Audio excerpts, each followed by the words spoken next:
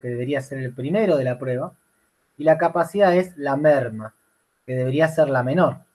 Es decir, que cada sprint debería durar lo más cercano posible al mejor sprint. Acá vemos en color azul y en color B, el rojo bordó, donde el sujeto azul tiene su sprint 1, 2, 3, 4, 5 y 6, al igual que el rojo.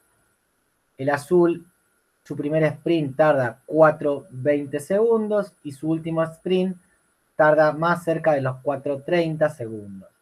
Vemos cómo el sujeto B recorre su sprint a menos de 4 segundos el primer sprint y prácticamente por debajo de los 4:10 segundos su último sprint.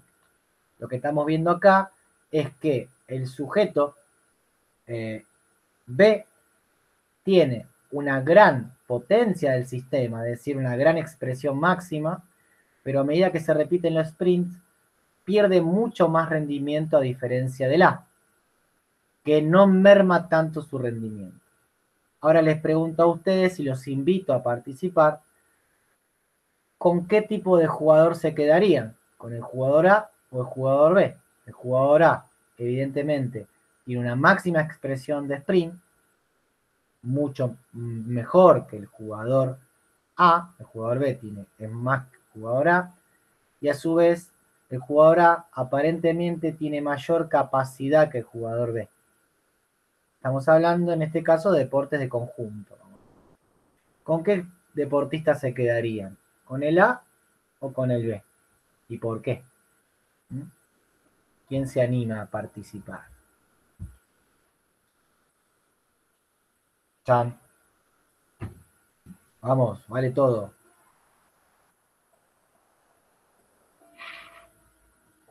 De paso veo si me están escuchando. Primero no tendríamos que ver la posición del jugador, ¿no influye en esa decisión que vos querés? Bien, podemos tener en cuenta la hora de tomar la decisión, el puesto deportivo, perfecto. Supongamos que estamos hablando de ambos jugadores del mismo puesto deportivo donde el RCA es importante. Y si fuese un delantero, yo me quedaría con el B y no con el A. Si fuese un delantero te quedarías con el sujeto que tiene mayor sprint, Sí. también a su vez, Tarda más en recuperarse. pero tarda más en recuperarse, pierde mayor Entonces rendimiento. con el A, claro. Por ahí, no sé si yo. Bueno, en general, me quedaría con el B y le entreno la capacidad. Bien, le entreno con el B y le entreno la capacidad. Bien. ¿Alguien más quiere participar? Excelentes aportes.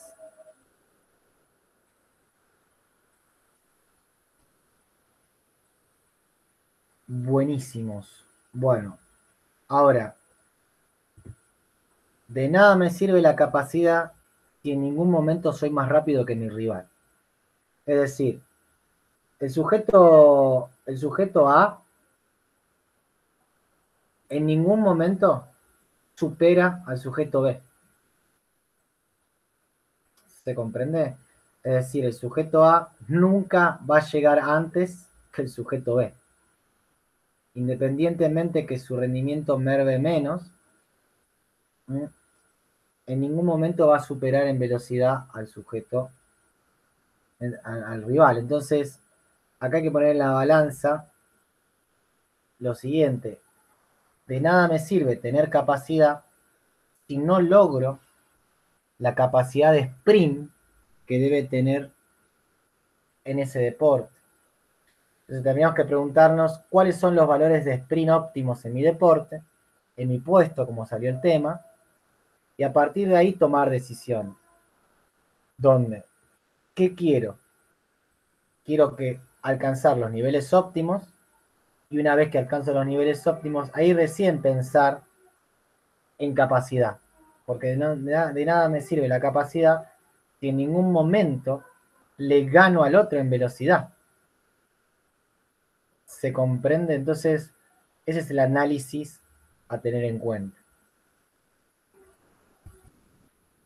Al igual, al tener la misma capacidad de sprint, es decir, hemos alcanzado los niveles óptimos para mi deporte, ahí recién puedo pensar en que ese valor óptimo lo quiero mantener más en el tiempo. Y ahí se empieza la lucha de capacidades. Esa sería la reflexión. También tenemos que saber que sujetos que tienen mejor sprint, es decir, que tu sprint de 20 metros, por ejemplo, a menor tiempo de sprint, es decir, mientras más rápidos son en su sprint, menor capacidad tienen. Es decir, mientras más potente soy, menos capaz soy. Hay que encontrar el punto medio, tener en cuenta la toma de decisiones en función de puesto, de relevancia deportiva para ese puesto, de los niveles óptimos del deporte, pero tener en cuenta que a mayor entrenamiento de la potencia del sistema, generalmente merma un poco la capacidad. Lo cual es bastante lógico, ¿no? ¿Por qué? Porque si tengo un sujeto que es, vamos a decir, muy glucolítico, es muy probable que también sea más dificultoso que se recupere o que pueda tolerar esa intensidad más tiempo. Entonces hay que buscar el punto óptimo en función de todo esto que fueron diciendo. Puesto deportivo, niveles óptimos del partido, de la competencia, del deporte, momento del año. Pero siempre tener ese equilibrio entre lo óptimo y la especificidad. ¿Para qué me sirve estas cosas? Para tomar decisiones. Si voy hacia la potencia o hacia la capacidad, a la mejora del tiempo del sprint o a la capacidad de tolerar ese sprint. Podemos obtener valores promedio del equipo o por puesto deportivo. Entonces agarramos los mejores sprint, hacemos un promedio, quiénes son los más potentes, quiénes tienen quién tiene el mayor y el menor porcentaje de índice de fatiga, es decir, quién tiene mayor capacidad con buenos valores de potencia. Entonces a partir de ahí puedo establecer promedios. Es decir, mi equipo, el mejor promedio de sprint es de 4 segundos. Un desvío estándar para arriba y para abajo. Esos son los deportistas más potentes, generalmente tienden a tener menor capacidad. Los que están por fuera de ese rango deberían trabajar la potencia, porque considero ese rango como lo óptimo. Si tengo lo óptimo, empiezo a trabajar la capacidad.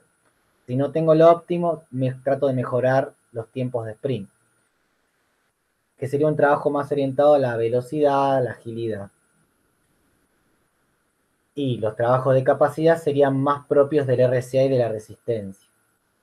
Cuando el índice de fatiga, si merma en promedio del equipo un 12%, el mejor sprint, pierdo un 12% con respecto al último sprint, los más capaces tienden a ser menos potentes. Una vez que logran la potencia óptima, puedo pensar a trabajar la capacidad. ¿Ah? Es decir, nos permite tomar decisiones, nos permite clasificar a los grupos, nos permite clasificar a los jugadores en función de jugadores más explosivos, vamos a decir, o más resistentes a esta máxima intensidad. Nos permite dividir al grupo, clasificar, entrenar. Entonces tenemos que diferenciar entre potencia y capacidad, es decir, podemos orientar un entrenamiento hacia mejorar la máxima expresión del sprint o la capacidad, es decir, la tolerancia. Tenemos diferentes variantes, generales dirigidas y específicas o especiales. Lo general tiene que ver con lo descontextualizado, con lo que está fuera de la cancha, con lo que no tiene tanto que ver con el propio deporte, pero mantenemos los tiempos, las distancias, las duraciones, las densidades del deporte. Cuando hablamos de algo dirigido, involucramos las habilidades específicas, sin toma de decisiones, pero utilizamos los elementos o no del deporte. Buscamos el gesto deportivo como recurso para la preparación física. Y cuando hablamos de algo especial o específico, son los drills en cancha, con toma de decisiones, con algún ingrediente físico, chalecos, arneses, vallas, pero ya involucra la toma de decisiones, ya involucra una situación semiabierta o abierta, donde los famosos trabajos físico-técnicos. Teniendo en cuenta eso, volvemos a hacer la misma pregunta. Sabemos que vamos a poner énfasis en la potencia o en la capacidad. Este estudio que es famoso, el de Gaetanos, que ayer lo citó Gastón, donde se hizo un protocolo de 10 sprint, de 5 segundos por 30 de recuperación. Si vemos la densidad, es la densidad 1.6, que estaría dentro de parámetros propuestos del RCA, una densidad 1.6. Lo que vemos que a medida que van pasando los sprints, la potencia mecánica, medida en watts en este caso, va disminuyendo y la potencia promedio también. Y vemos cómo alrededor del cuarto, quinto sprint, la potencia máxima y la potencia media merman entre un 15 a un 12%. Es decir, que con respecto al primero hasta el quinto, se perdió un 15%. Soy un 15% menos potente, soy un 15% más lento, soy un 15% menos eficiente alrededor del quinto sprint. Al llegar al décimo sprint, se perdió entre un 33 a un 26% de rendimiento. Lo que se ve también es que a los 2 segundos de todos los sprints, en cada pasada, se consigue la potencia máxima que puede producir ese sprint. Es decir, que a los 2 segundos se alcanza la potencia máxima en cada sprint. ¿Ok? A los 2 segundos. Eso es un criterio importante. Y sabemos que la participación de los sistemas energéticos va cambiando su predominancia en función de la duración. Eso también ayer lo mostró Gastón, donde el primer sprint, si lo tomaríamos como un esfuerzo único, un sprint de 5 segundos, vemos prácticamente la participación repartida entre la glucólisis, que básicamente llega a un 44% de resíntesis de ATP en ese esfuerzo de 5 segundos, y un 49% lo aporta el sistema de los fosfágenos. ¿Se acuerdan de esa idea de que un esfuerzo menos de 10 segundos es puramente fosfagénico, aláctico y zaraza? Bueno, no es tan así.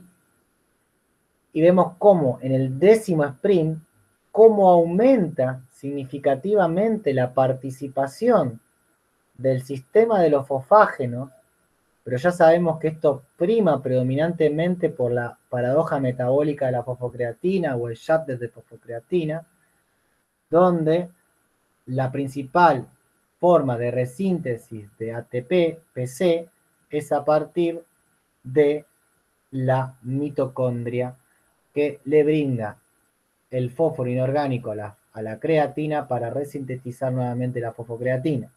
También sabemos que más allá de que el porcentaje relativo de participación aumenta, cada pasada, cada sprint, tenemos menos fosfocreatina y por lo tanto también el rendimiento biomecánico de potencia merma también, porque está muy relacionado con la capacidad de resíntesis de fosfocreatina.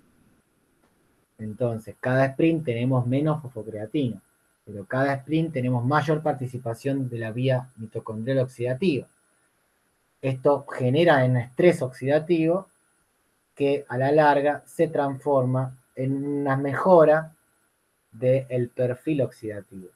Es decir, buscamos adaptaciones más orientadas a la resistencia, son beneficiosas.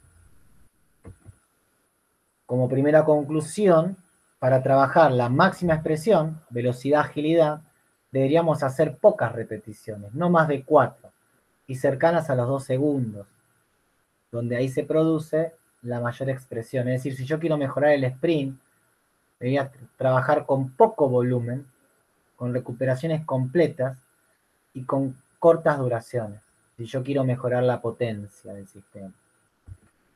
Otro estudio que intenta reproducir lo que hizo Gaetanos en el 90 y pico, hicieron 10 sprints de 6 segundos con 30 segundos, prácticamente la misma relación, una macropausa de 6 minutos y otra vez 5 sprints de 6 segundos por 30 segundos de micropausas.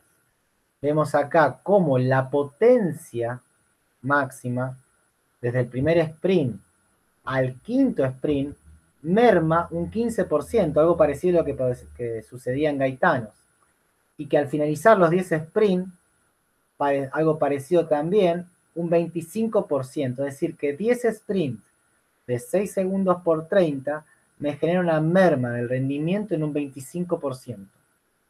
Luego de una macro de 6 minutos, no llego a recuperar los depósitos de fosfocreatina, no vuelvo a la homeostasis de base y arranco el segundo bloque con una merma del 15%. Es decir, perdí mucho rendimiento.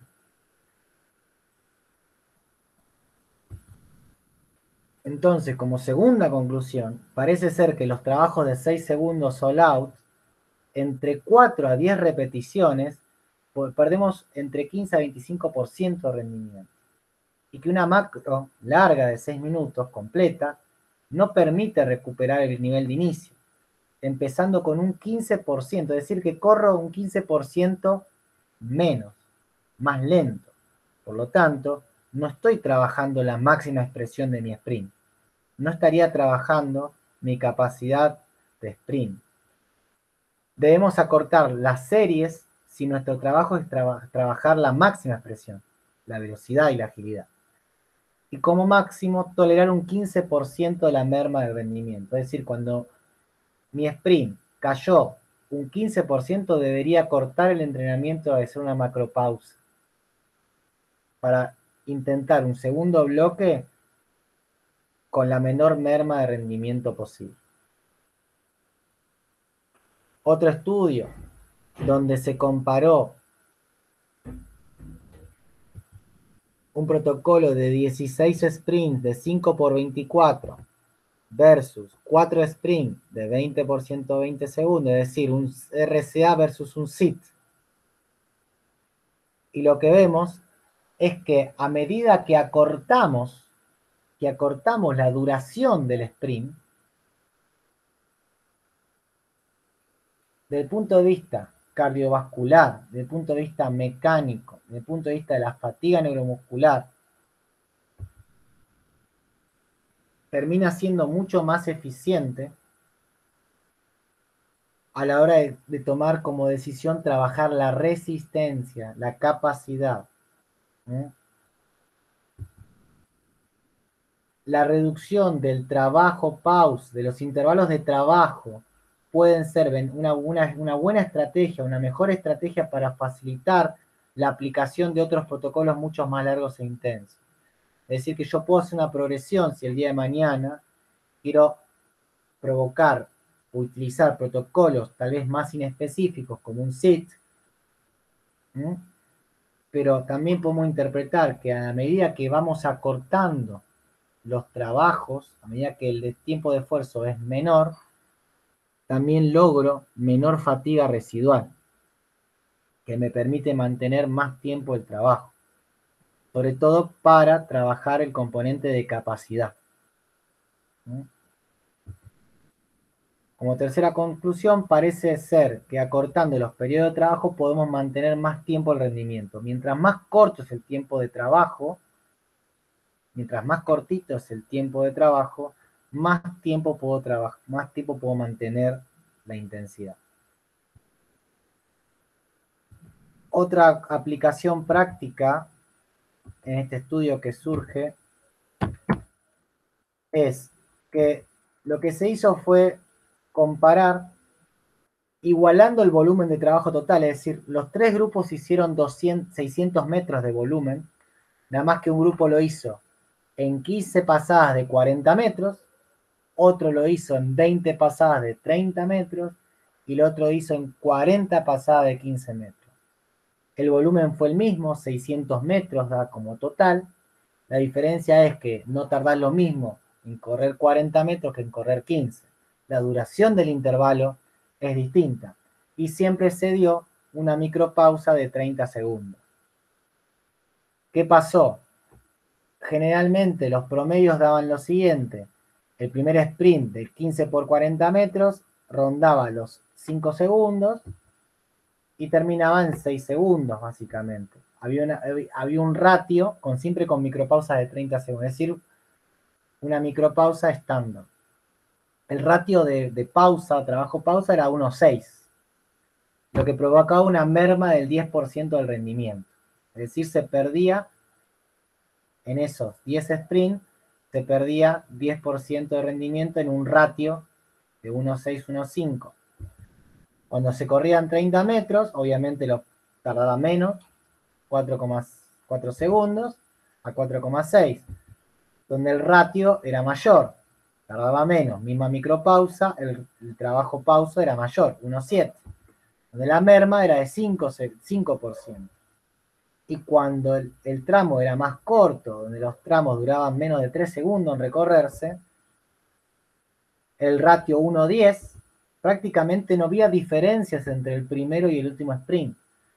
Es decir, que un ratio 1,10, sobre todo cuando el esfuerzo era menor a 30 segundos, prácticamente no permitía una merma significativa del rendimiento.